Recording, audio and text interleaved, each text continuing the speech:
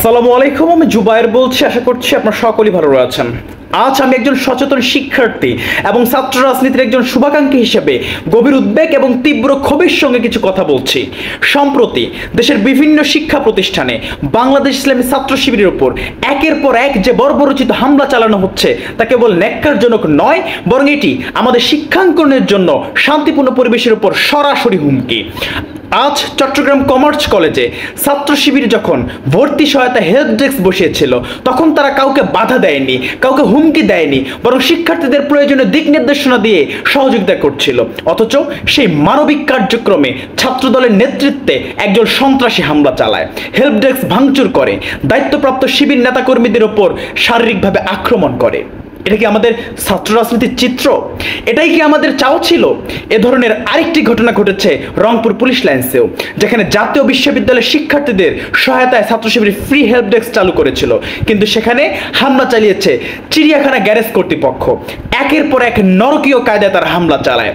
আমরা যদি এখন চুপ থাকি, তাহলে আগামীতে আর কোনো ভালো কাজ কেউ করতে সাহস পাবে না। এটা শুধু ছাত্র শিবির নয়, যে কোনো ছাত্র সংগঠনের জন্য একটি ভয়াবহ বার্তা। একটি সংগঠন শিক্ষার্থীদের জন্য নিরলসভাবে কাজ করছে, আর অপর একটি পক্ষ সেই কল্যাণমূলক কাজকে বন্ধ করতে হামলা চালাচ্ছে। এটা কখনোই গণতান্ত্রিক রাজনীতি হতে পারে না।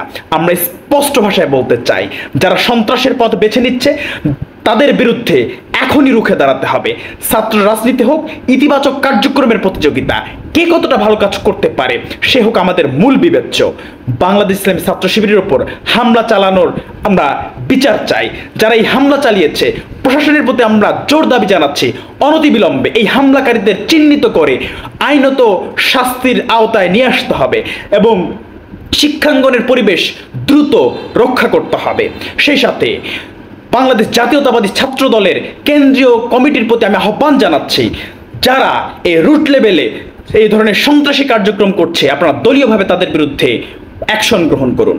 এবং সেই সাথে আমরা সকল ছাত্র সংগঠনের প্রতি আহ্বান জানাই, আসুন ছাত্র রাজনীতি মতভেদ থাকুক, তবু মানবিক কাজগুলোতে এবং দেশের স্বার্থে আমরা একে অপরের সহযোগী হই।